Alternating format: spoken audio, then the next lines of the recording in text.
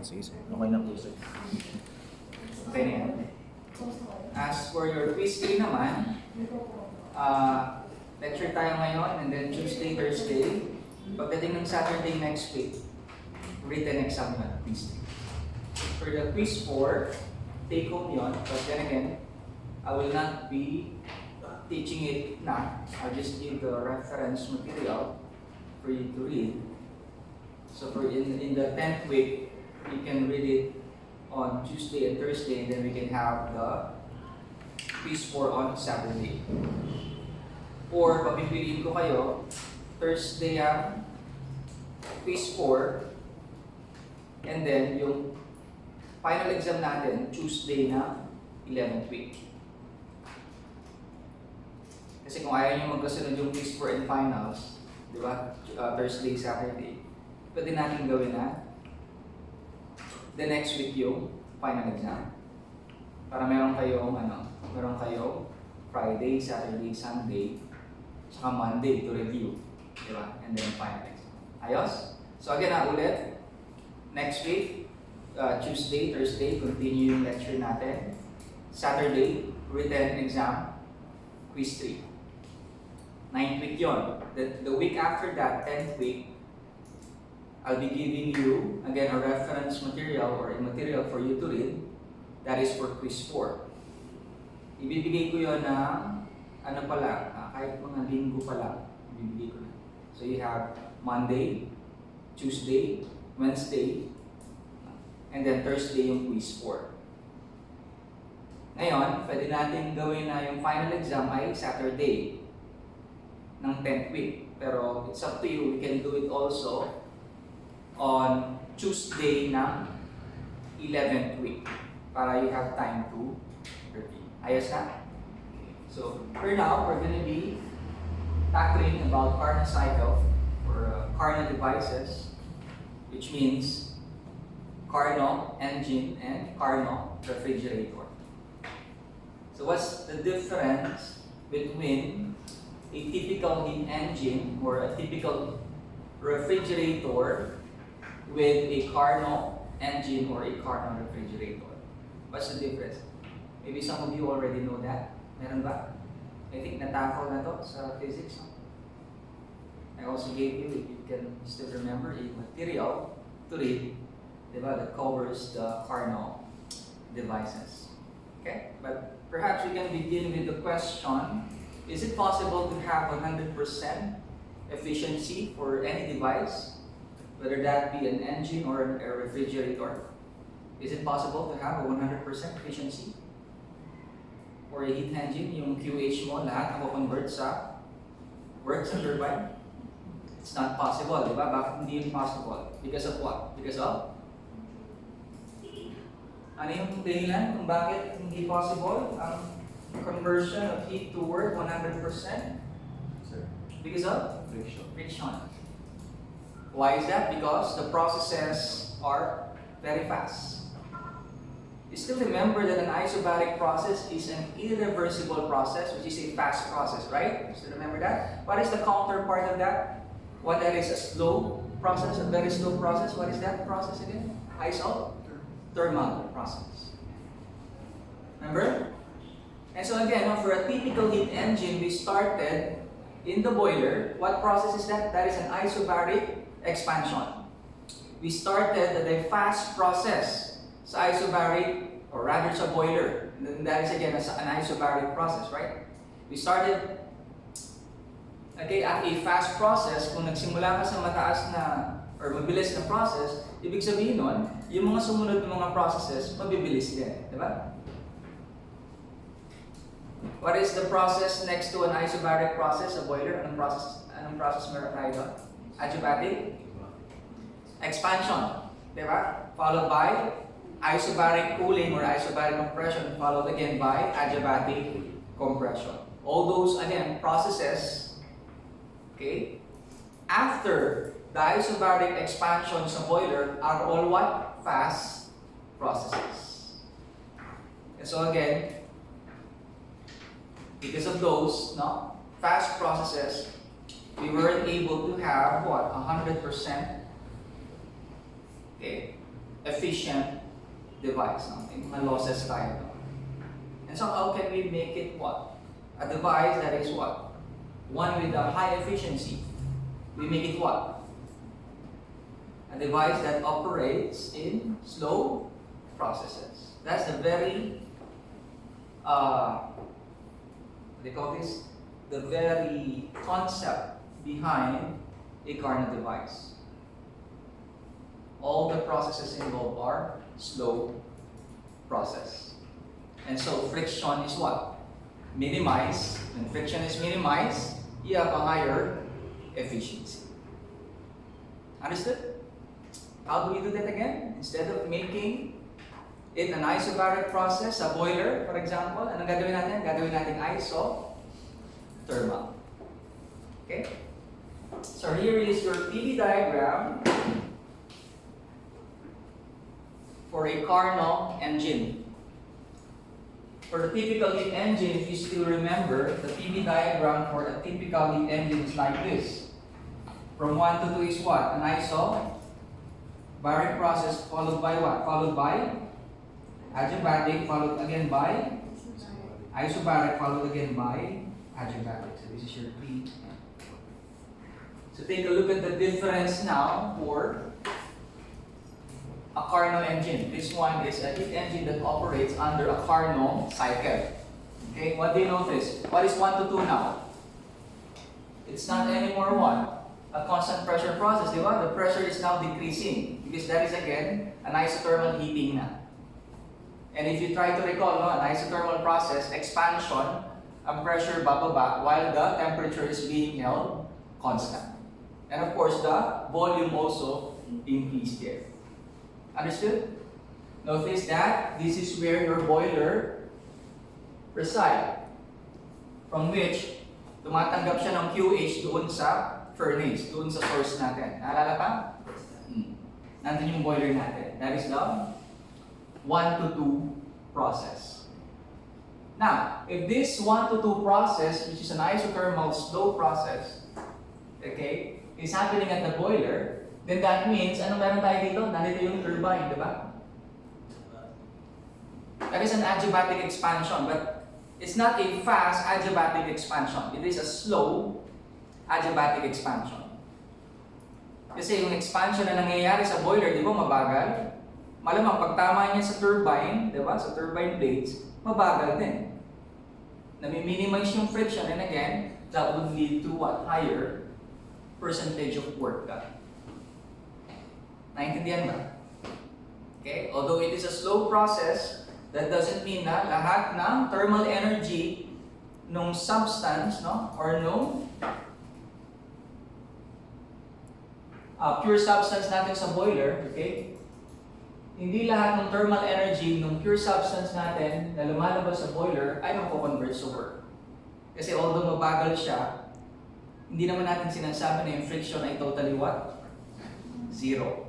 Nami-minimize lang yung alin, yung friction. And so, there's still friction that leads to what? Heat losses. Okay? So, paglabas ngayon ni pure substance, which is water, no? Doon sa turbine, meron pa rin siyang thermal energy, no? Nare-retain. Although most of it again have been what? Have been used to do work in the turbine. Naintindihan? And so, the process proceeds. If this is an isothermal expansion, anong meron tayo dito? We have the condenser here. Dahil nagsimula ka ng slow dito, slow din to, malamang slow din to, di ba? Isothermal, ano naman to? Isothermal compression. And that is where heat is being rejected. We can also say na dahil kaunti na lang yung thermal energy, di ba, na-retain, paglabas ng turbine, kaunti na lang, di ba?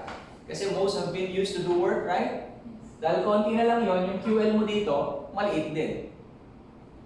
So that's again another difference compared to a typical heat engine. Sa typical heat engine, yung QL mo medyo malaki pa. Tama ba?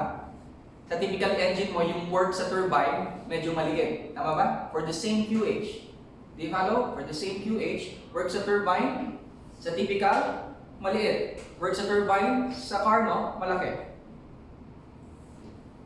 And so kung sa Carnot malaki ang work sa turbine, ibig sabihin yung thermal energy ng substance dito maliit na, kaya yung mai-release niya, which is the QL, maliit lang din. Understood? This is what again, a nice thermal compression. Now, for it to be a cycle, kailangan bumalik sa state 1 and that would be followed by an adiabatic compression. A slow adiabatic compression. Take note of the difference, huh? You have to put slow there. Or, another term for slow is what? Reversible. It's not anymore an adiabatic compression, it's a reversible adiabatic compression. This is not anymore what? Just merely an adiabatic expansion. It is a reversible adiabatic expansion. Why is that again? Because we started at an isothermal process in the voyager. And so all the processes there are reversible. So what do we have here again? We have here your pump.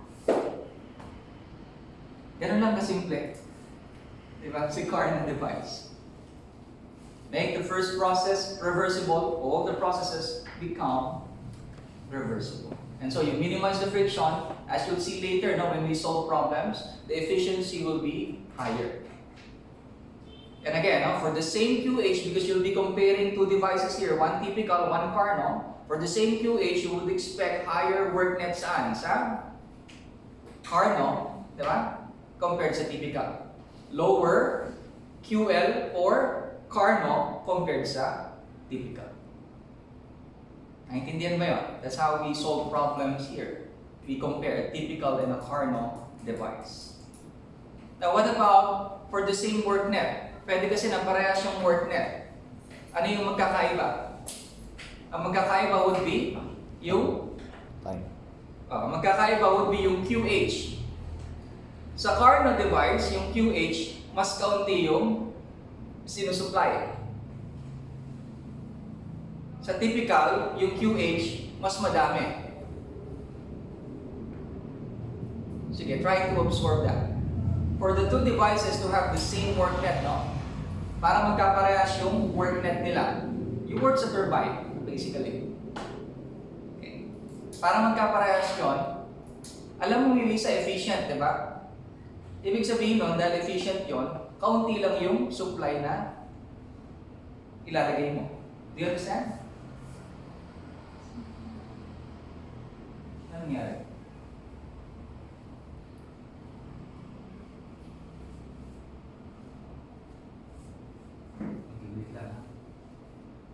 It's easy to understand pag parehas ng QH, di ba? Parehas ng QH, work net dun sa Carnot, mataas, QL, mababa. Pero paano kung parehas yung work net? Magbabago naman yung QH required, tama ba? Dahil mas efficient yung isang device, hindi mo kailangan mag-supply ng maraming QH. Do you understand? Mas konting QH ang kailangan mo i-supply. Dahil alam mo, efficient na yun. Do you understand? So for the same work net, ano yung magkakaiba? QH will be lower for the Carnot, higher for typical. Now what about the QL? Palaging mababa yung sa Carnot. Palagi. You get it? Ang ganda ngayon pa lang, conceptually, nakukuha nyo na para pag nag-solve ng problems, madali na para sa inyo. Okay?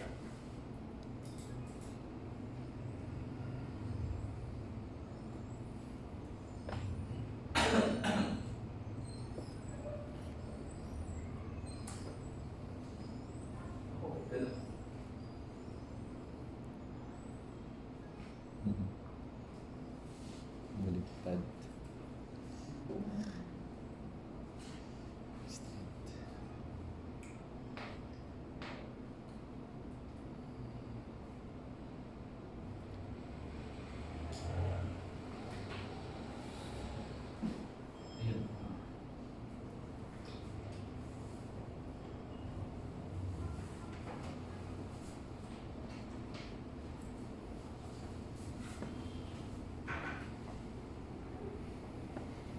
These are the explicit discussion on each process involved, but again, we don't have to discuss it now.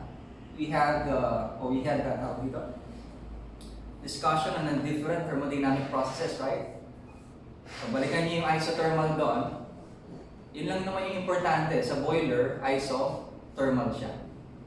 And kung naalala niyo yung concept ng isothermal expansion doon, that's enough. Kasi after that, yung mga adiabatic processes mo, babagal din. So it's not true na lahat ng adiabatic processes is what? Preceded by isobaric process, di ba? Kasi yung definition natin last time, an adiabatic process is usually preceded by an isobaric process, but not all the time. Because again, it shows here, no, for a Carnot device, an adiabatic process is what? Preceded by an isothermal process. In the pump, isothermal compression. In the turbine, it is preceded by an isothermal expansion. Hello?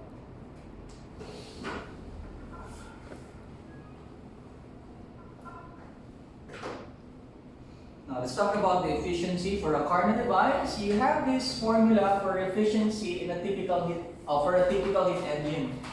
Ito rin yung efficiency. Naalala? Ito rin yun. Thermal efficiency is equal to 1 minus QL over QH. However, again, the difference would be what? For the same QH, iba yung QL ni Carnot. Mas maliit, di ba? So which one will have a higher efficiency? Same formula, pero that doesn't mean parehas yung value ng mga components. Di ba sabi ko? For the same QH, ang QL ni Carnot, mas mababa. And so it will have higher efficiency. Okay, don't be confused, ha? Same equation can be used. Mag-iiba lang yung alin, yung mga values. Nakalagay naman yun sa problem. Another equation for this is what? Work net over QH. Same equation can be applied again, but then for a Carnot heat engine, ano yung magiging work net mo? Same yung QH nila, di ba? Sa typical. Pero yung work net mo mas mataas. And so again, it would have higher efficiency. Okay? Now, an interesting notion that should be explained here is that for a Carnot device, QH over QL is actually equal to what? TH over TL. That is only applicable to a Carnot device. Kapag typical heat engine, hindi mo pwedeng i-equate yung QH over QL sa TH over TL. Okay, we'll explain that later through deriving some equations. For now, if this is true, then that means that the efficiency for a Carnot device will be equal to what? Kasi kanina QL over QH, di ba? In terms of temperature, pwede rin natin TL over TH. Di ba? If this is true, do you understand? If this is true, then thermal efficiency for a Carnot device can also be this in terms of the temperatures. And again, this TH here is what? This is the temperature at the boiler. TH, high temperature, doon nangyayari yung heat transfer from the furnace, di ba? And that is constant from 1 to 2, right? Ano naman yung TL? Temperature saan to? Sa condenser. Di ba? And again, that is 3 to 4, tama ba?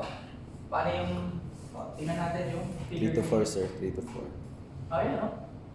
Nandito yung TH, eh, no? Sa 1 to 2. Nasaan yung TL? Sa 3 to 4. Sa condenser. Right?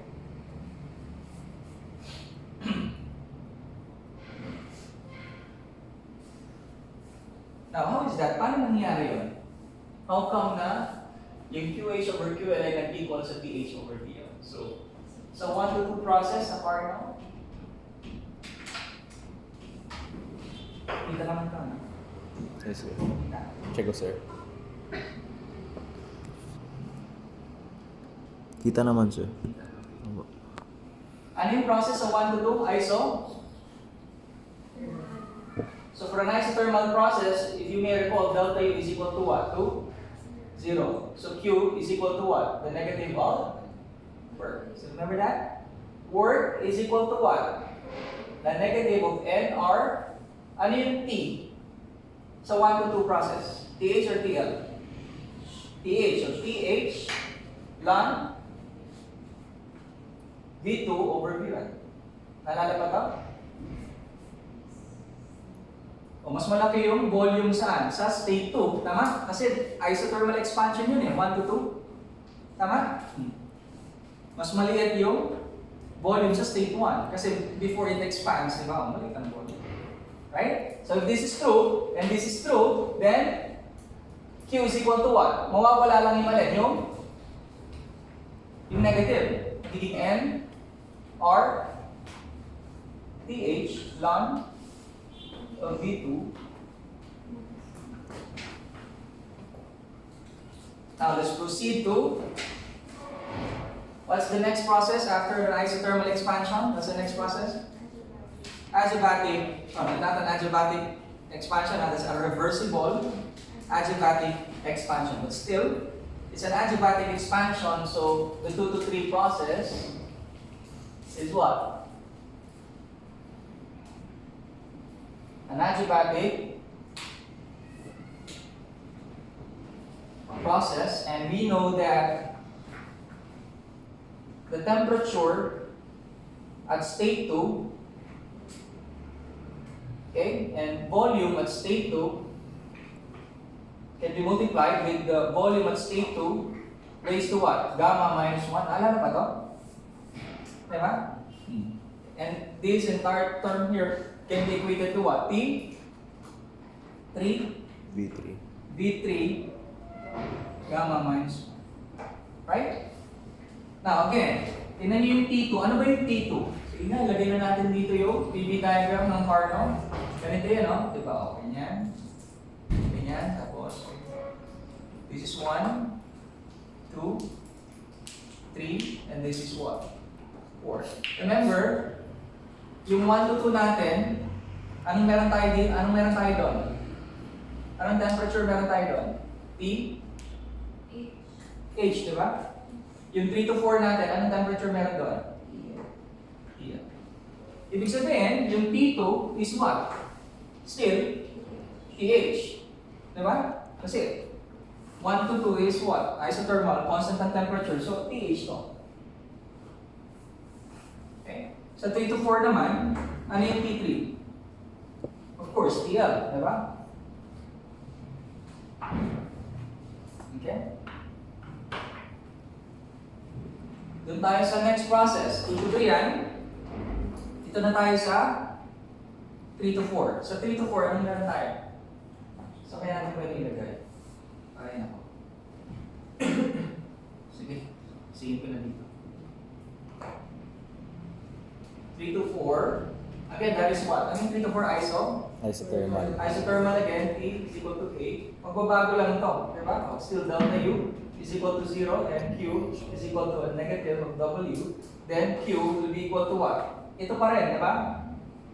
Yun nga lang, hindi na TH yun. Magiging ano na? N R TL na yun. Sinorted ko na ha. This time, ano na siya? V2 over V1 pa rin. No, ano na siya? V4 over V3. Which is final over initial, diba?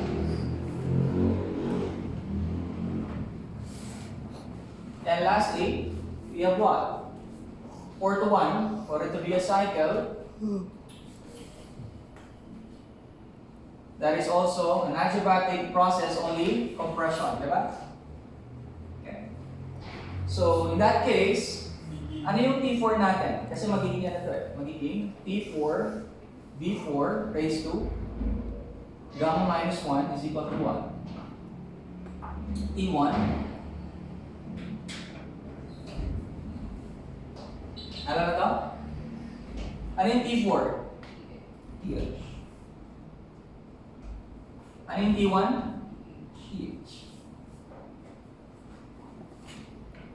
We're trying to prove the relation earlier that QH is equal to what? O QH over QL is equal to TH over TL. Only for a Carnot cycle, no? Or a device operating under a Carnot cycle. Okay? So how are we going to prove that? Using the equations here. Remember, these processes are from what? The Carnot device. Using the equations here, we can actually prove that. First, we can see that if we try to get, or try to, what? Manipulate this is TH over TL is equal to what? V3 raised to what? Over, pakicheck kung tama yung mga nilalagay ko ha. Tama ba ako? Tama? Right? Manipulating this? Yes, sir. Okay. If we manipulate this naman, ano yung TH over TL nito? TH over TL, magiging ano ito? V4 is 2 over tama? Yes. Now, TH over TL. TH over TL. Ibig sabihin, pwede kong equate itong dalawang to. Itong dalawa. Tama? And since pare-pareha sila ng exponent, I can make it what? V3 over V2 is equal to what? 4 over V1. Or perhaps, ano ba yung meron tayo dito? V2 over V1 yan, di ba? Or perhaps we can what? V3 over V4 is equal to what? V2 over, tama? Is this true? We're actually doing this because, remember, ano yung Q natin sa 1 to 2? Ano meron tayo dito? Q? Q is yun, di ba? So this is what? Ano yung Q natin sa 3 to 4? QL yun, right? So that, now, when we try to get the QH over QL, kunin natin yun, QH over QL, ano makukuha natin? N TH ln V2 over what? V1 NR, ano to? TL ln V4 over V3. Pwede tayong mag-cancel, diba? Ano yung mga cancel dito? Yung NR. Maka-cancel ba natin itong ln V2 over Vn tsaka ln V4 over V3?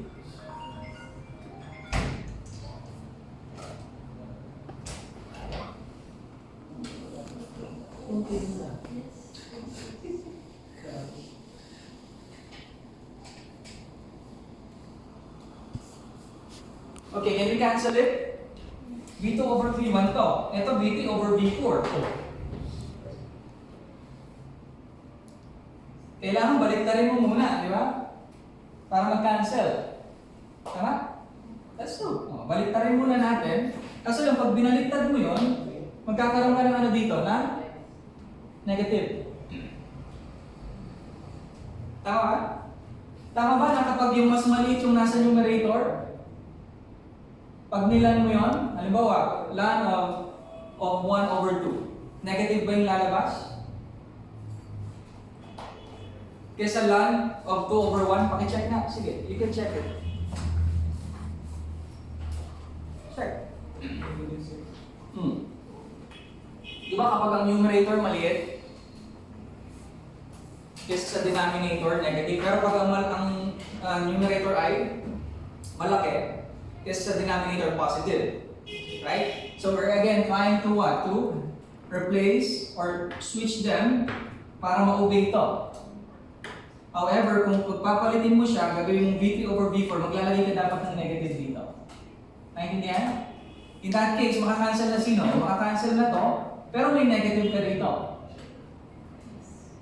Tingnan nyo. Meron na siyang relation of QH over QL is equal to what? TH. Tingnan lang may negative ka dito. It doesn't satisfy yet, di ba? The relation that we have here.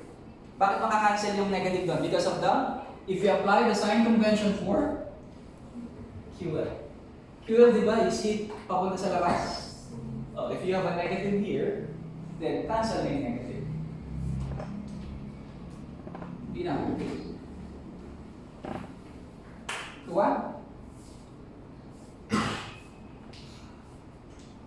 Sa typical heat engine, dahil nagsisimula ka dun sa isobaric, hindi mo pwedeng mag-prove yan, di ba? And again, you cannot use this relation for a typical heat engine. That is why, no, meron ka nakalagay na dito na, ano yan, reversible. Tignan mo yung thermal efficiency dito, may reversible. Kasi ginamit yung relation na to.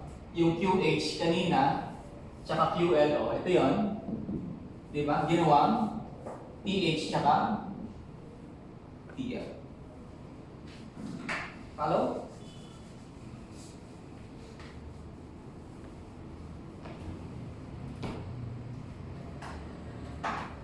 Question?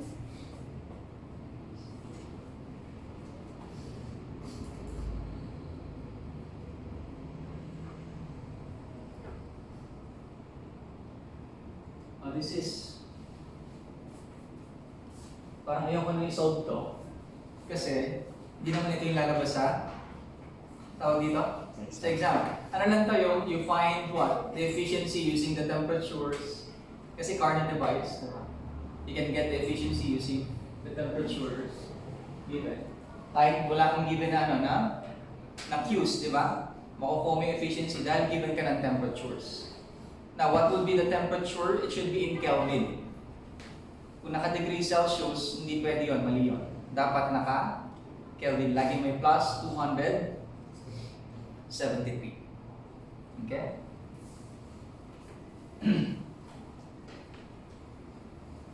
Doon na tayo sa problem 2 para yung nasa exam na talaga. Okay, basa. Heat engine. Receives a transfer rate of 0.9 megawatts. High temperature of 710 degrees Celsius and rejects energy to the ambient surroundings at 360 Kelvin. Work is produced at a rate of 318 kilowatts. We would like to know how much energy is discarded to the ambient surroundings and the energy efficiency and compare both of these to a Carnot engine Operating in the same two reservoirs. Okay. So, you first have what? A typical heat engine. Sa typical heat engine na yon, nag-receive siya ng heat transfer from source, of course, at a rate of what? 0.9 megawatts. What is that 0.9 megawatts? Based on the problem. A heat engine receives heat. That would be your QH, di ba? A heat engine rejects heat. That would be your what? QL. It says here it receives heat. That 0.9 megawatts would be your QH dot. Diba? Dapat may dot kasi naka-power unit. So you have the high temperature region at what? 710 degrees Celsius. What is that? The TH or the TL? Nakalagay na high temperature, diba? And since along with QH, that would be your TH, diba? And rejects energy to the ambient surroundings at 360 Kelvin. So may sinabi dito na nag-reject daw siya ng heat pero hindi sinabi kung ano yung magnitude, kung ano yung value. So unknown tayo ng QL, right? But we're given the TL here, right? What is the TL? 360 Kelvin. You're given the QH, you're given the temperatures. What is the other component given? Work is produced. O, sinabi din yung work natin. Produced at a rate of what? 318 kilowatts. Walang sinabi kung work sa turbine or work sa pump. Therefore, we can what? Regard it as what? Work net already. Right? In your exam, be careful. Lalagay kasi yun kung work sa turbine or work sa pump. Kung walang nakalagay, you regard it already as your work net. Here, walang nakalagay kung sa turbine or sa pump, therefore, this is already work net. Right? So for a typical heat engine, you have the work net and you have the QH, you can already get what? Instantly get what? QL. And you can instantly get the efficiency, right? Because that is what? Work net over QH. Or perhaps you want to use the other equation for efficiency for a typical heat engine. Ano yung ibang equation? No? Pwede rin to, di ba? Makukuha mo kasi yung QL di ba? Yung QH given. Makukuha mo yung efficiency niya. Ngayon, ang sabi, ganito. Ano yung makukuha natin? Yung QL tsaka yung efficiency. Ang sabi, i-compare daw natin yung QL and efficiency nung typical heat engine na yun doon sa Carnot engine. Yun yung sabi. Paano natin gagawin yun? Ang una nating masosolve lagi dito is what? The efficiency. Kasi binigay yung temperatures. Understood? If you calculate the efficiency for the typical heat engine using the temperatures, you'll be wrong. Mali yun. Kasi nga, sabi natin, this is only applicable, or rather this, no? Saan? Sa Carnot engine. So we cannot use this, okay, for a typical heat engine. Okay? So sige nga, solve natin. Sino gusto mag-solve yung plus 5? Tingnan nyo, pag na-solve nyo na yung efficiency sa Carnot, okay? Ano yung the same dito? Kailangan merong the same sa kanila. Di ba sinabi ko, it's either the same ng QH or the same ng work net. Di ba? Ang QL palaging ano yun, mas mababa saan? Sa Carnot. Okay, at least you can say it that way. Meron bang sinabi dito na kung ano yung the same sa kanila? Wala. Pag walang sinabi, you assume na ang the same sa kanila ay QH. Otherwise stated, no? Pwedeng sabihin, for the same work net, ganito ganyan. Magbabago na yung alin, yung QH, yung QL, tsaka yung efficiency. Are you getting the point here? You have a typical heat engine with a QH. Meron kang work net, yung QL makukompute mo, tama ba? Yung efficiency, makukompute mo. Apat lahat yun actually. Ibig sabihin, kapag doon na tayo sa Carnot engine, same sila ng alin ha? QH. Ano yung magbabago? Yung work net, yung QL, tsaka yung efficiency. Understood? Who wants to solve it? Napakadali lang na itong problem na ito. Gusto nyo ako na lang? Sige.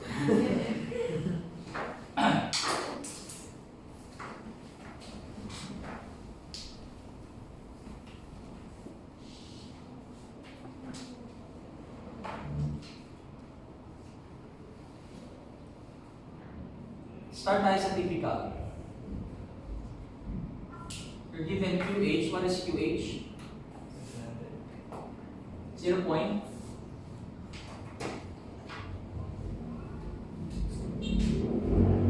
Yung QL, di binigay.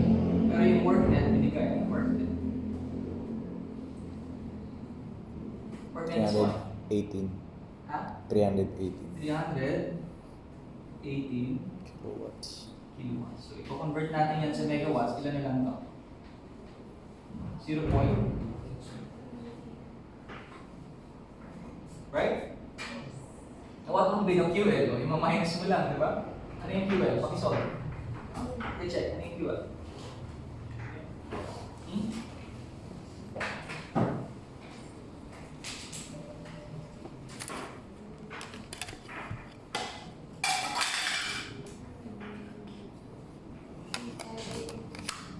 Ilan? 580. 82. And of course, you can use the formula for efficiency, which is what? Work net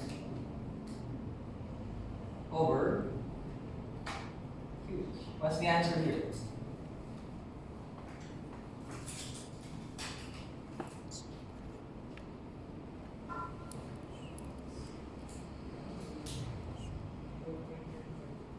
Ilan? 0.35. Ilan?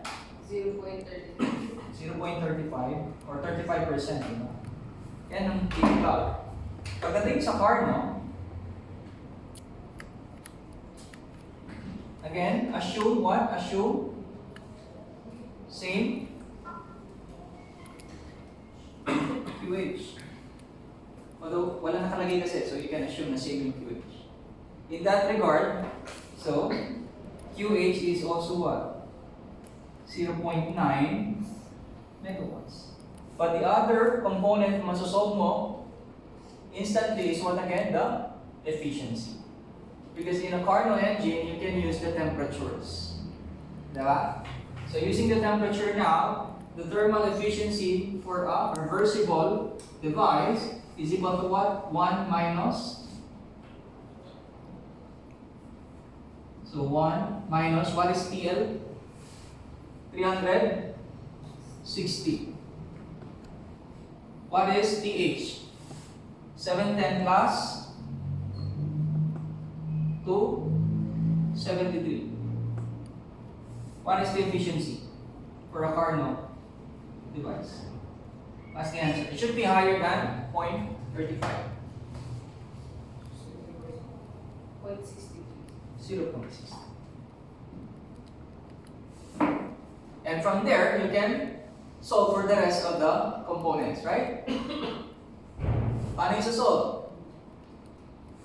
Using what? Using this value, di ba? Tingnan, using this value, you can equate this to what? Di ba ang efficiency equation parehas din naman sa typical and sa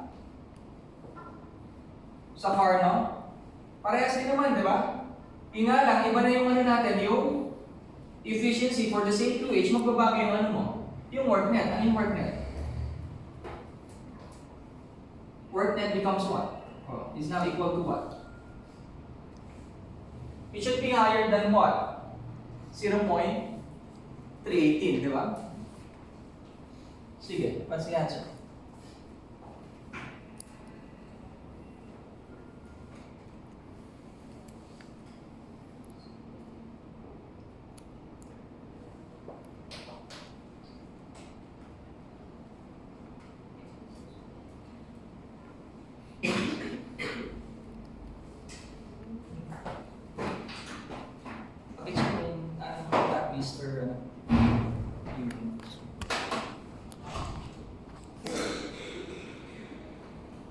Yes sir, kita naman po. Yung left side. Opo. Actually sir, ano siya, abot doon, tapos dyan. So what's the answer for the work net? Ilan? It should be higher than 0.318.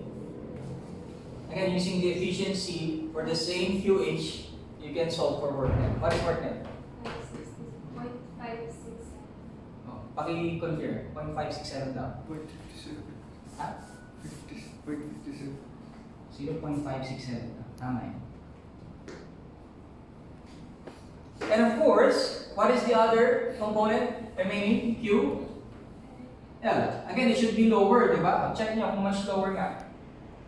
Siyempre, same yung QH, mas malaki na to, mas maliit talaga to. Understand? Sige, what is QL now? QL is what? QH minus work net. Or again, you can use what? You can use from the efficiency, di ba? O, you can use 1 minus QL over P. Same yung QH mo, pero yung efficiency, iba. Di ba? And so you will have lower QL. What is QL? 0.333. Huh? Oh, that's it.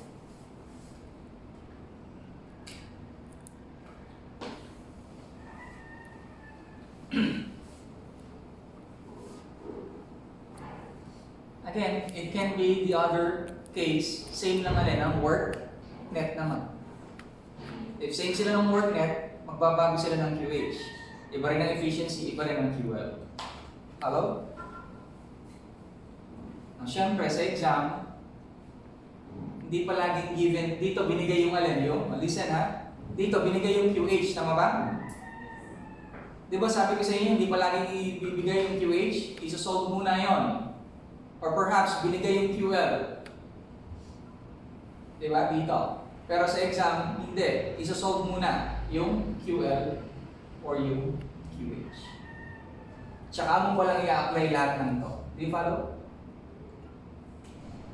Kasi dito, binigay na kagad yung mga work net. E paano kung yung work net hindi pa binigay? Nilagay muna yung work sa turbine, di ba? Tsaka yung work sa pump. you solve it first, right? And I don't need to give another example that shows that. Kasi sa take-home exam ninyo, makikita nyo na hindi basta-basta binibigay yung mga cues.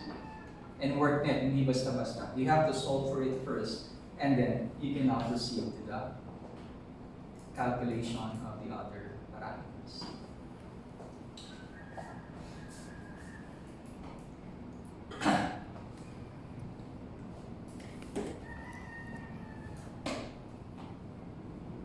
Any question?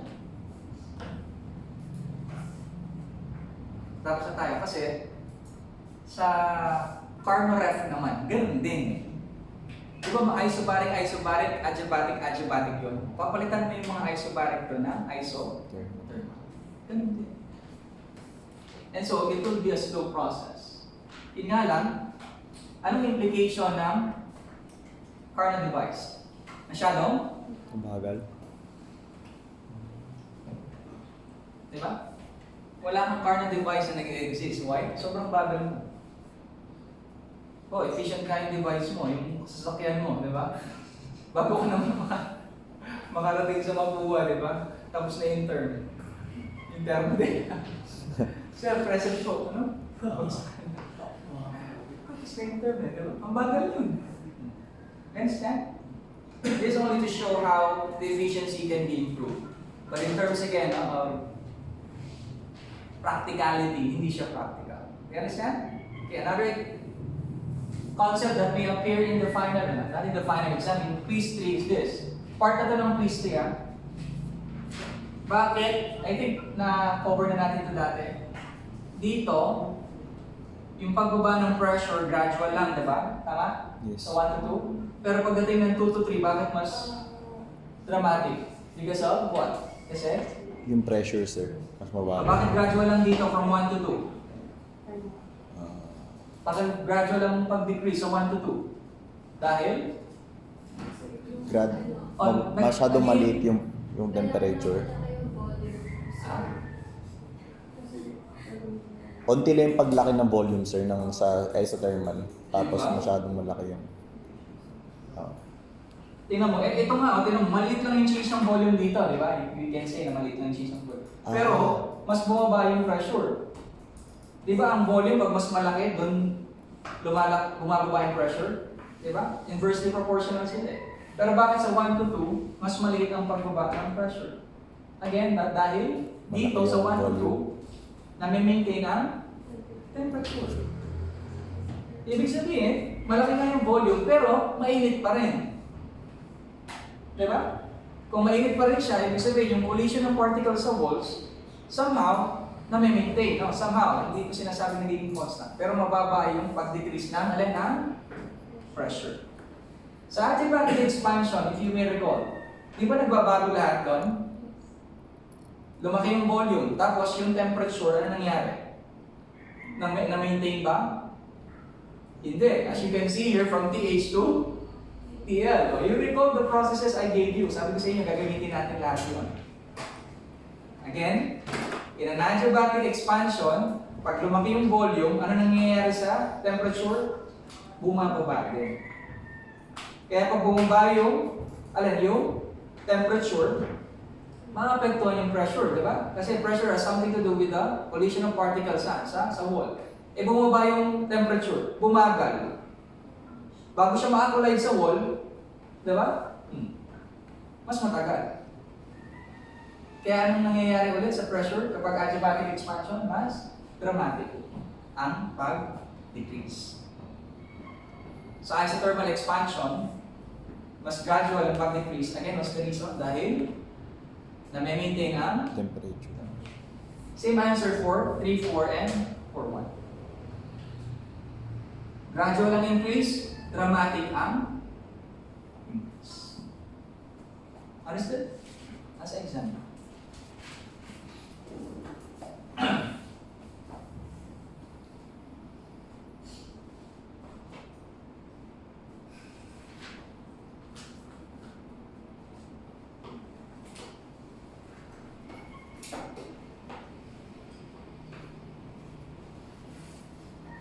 by the way, sa, tawag dito, sa quiz 2, nag-include ako doon ng mga items about diesel, cycle, and, tawag dito, motorcycle. Nagbigay ako sa inyo ng mga reference materials dati. O, nandun yun. Okay ang quiz. Open notes naman, di ba? Open Google, di ba? So, may ilang-ilang items doon na hindi ko na ituro. But then again, since stay home naman, you can just have a research on those.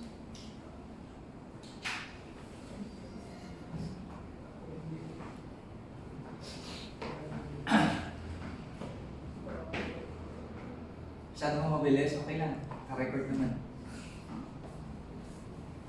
Okay na, sir. Ano Ay, hindi pa tapos. May ano pa eh, Carnot pa eh. Oh, alalahanin natin yung sa ref, ha?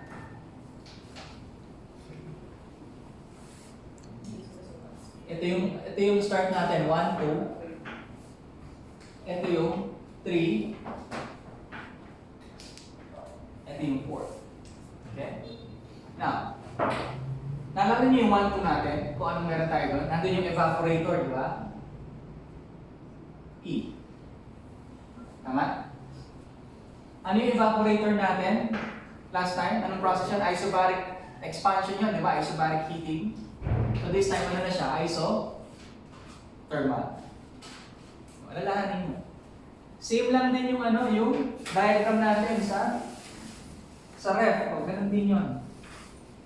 Same lang. 1 to 2, isobaric, followed by what? Followed by adiabatic, 3, followed by isobaric again, 4, followed by what? Adiabatic. Ito yung sa typical ref. Then again, for a Carnot ref, isothermal na siya. Kung isothermal ka dito, lahat ng processes mo doon, reversible na.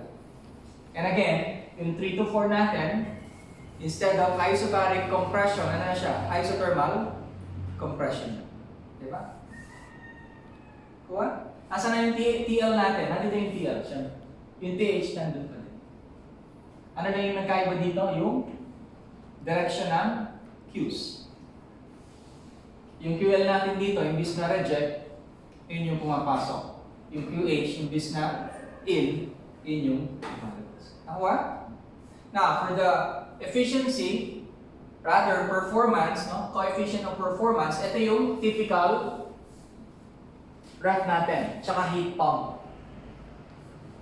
Anong pagkakaiba ng heat pump sa ref? O, tignan nyo sa lecture. Sa heat pump, ang gusto natin doon yung QH. Sa ref, ang gusto natin, or air conditioner, yung QL. Diba? Kaya nagbabago yung formula saan sa coefficient of performance. But then again, this equation still also holds true for a Carnot ref or a Carnot heat pump. Same lang, ha? Naalala niyo yung equation natin? Ito yung equation saan to? Equation sa heat engine, di ba? Pwede ito saan? Sa Carnot, tsaka sa typical. Pero iba sila ng alin, ha? Efficiency, tsaka ng QH or ng work net, di ba? Ibig sabihin, kung ito yung sa typical ref and typical heat pump, pwede rin ito saan? Sa Carnot ref and Carnot heat pump. Iba lang yung alin, yung COP. Magkakaiba ng COP, tsaka yung values ng components. Naintindihan ba? For a Carnot device, we all know that QH over QL is equal to what? PH over PL. And so again, matatapos na tayo, don't worry. So again, we can replace QH over QL here and QL over QH by what? In terms of temperatures. Okay? So magbibigay pa ba ako ng example problem dito? Ganito lang isipin nyo lagi. Lagi siyang comparison. Okay? So pagka Carnot device, lagi mataas ang ano nun, ng COP. Okay?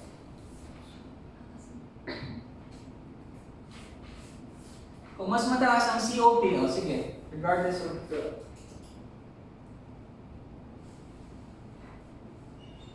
ano tayo, ref and heat pump. O, ref tayo, ref. Hindi heat engine, ref. Sa ref, ano yung required natin doon? Ano yung desired natin? Yung QL, di ba? Sa heat engine, ano yung desired natin? Yung QH. Tama? Yun yung sorry. Sa heat engine, ano yung desired natin? Work net. Okay? Sa tawag dito, sa ref, ano yung desired natin? QL. I-analyze din natin, same as we analyze, okay, the device, which is the heat engine, using the Carnot concept. Okay? This time, ref tayo. Ano yung gusto natin? QL. Diba? Ano yung COP natin? Formula. COP for a ref is what? QL over work net. Naalala to? So kapag typical heat engine, in terms of COP, mas mababa yun compared saan? Sa Carnot, sa typical refrigerator, sorry, for a typical refrigerator, in terms of COP, mas mababa yung COP nun kaysa sa Carnot refrigerator. Tama ba? Kaya nga, kung halimbawa, same na work net. Same work net sila. Kapag refrigerator, walang sinabi kung anong same, ano yung i-assume mo na same, kung ano yung sinusupply. Sa engine, ano yung sinusupply? QH. Dito ang sinusupply mo yung work net. Kaya ganun ang assumption mo. Pag magko-compare ka sa ref, typical versus Carnot. Ang same mo doon yung yung work net. Same yung work net, pero magkaiba ng ng efficiency. Mas malaki yung saan? Or rather, COP. Mas malaki yung saan? Sa Carnot sa typical. Sa Carnot, o kung malaki to, same to, anong value ng QL mo dito? Mas malaki ba o mas maliit sa Carnot? Mas malaki. Mas malaki. Kasi malaki yung COP mo eh. Same yung work net. Do you follow? Yes. Dito kayo lagi magbe-base. This equation. Ganun lang lagi. Now, otherwise stated, pwede kasing iba yung alin. Pwedeng iba yung QL. Or rather, pwedeng iba yung work net. Iba yung work net, pero yung QL, same. O ano mangyayari sa work net? Lagi mong sasabihin na ang Carnot device, lagi mataas ang COP. Kaya for the same QL, ano yung work net nito? Mababa. Oh, I leave that to you. I leave the analysis to you. Ganun lang naman siya kasimple. Magbabago-bago lahat yun, no? For the same component, the other three components will be different. Do you understand? Oh, so, I hope you get the lesson. You use your. It's not that hard naman. Question? Hindi ko na isa-solve itong problem na to kasi hindi naman to comparison. The way we solve problems in refrigerator sa typical, laging may kasunod na alin na comparison sa Carnot. And kailangan given muna yung alin, yung temperatures. Kasi from the temperatures, you can directly get the COP, di ba? Then given yung same na component, makukuha mo yung isa. And then makukuha mo na yung iba. Understood? Wala nang questions? Sige. Paki-upload mo ka agad, Mr.